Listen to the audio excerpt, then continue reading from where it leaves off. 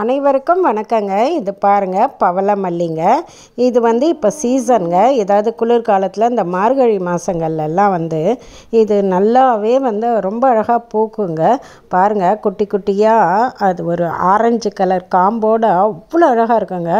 இரவில் பூத்து காலையில் விடிகாலையில் அது அப்படியே கொட்டிடுங்க. ஒரு டவல் மாதிரி நம்ம அதுக்கு கீழே விரித்து வச்சா அதில் எல்லாம் கொட்டிடுங்க.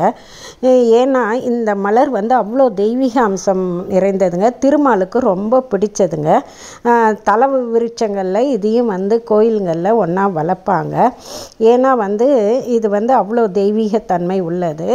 இப்போ இதை கட்ட முடியாதுங்க. நூலில் கோர்த்து, ஊசி நூலில் கோர்த்து நம்ம சாமி படங்களுக்கெல்லாம் போடலாங்க. இந்த பூக்களை இந்த பூக்கள், விதைகள், அப்புறமா இந்த இலைகள் எல்லாம் பயன்படுத்தி மருத்துவத்துக்கு கூட பயன்படுது அப்படின்னு சொல்லலாங்க. இந்த பூனோட விதையை பார்த்திங்கன்னா ஒரு மாதிரி ஹார்ட் ஷேப்பில் ப்ரௌன் கலராக இருக்குங்க. மிக்க நன்றி.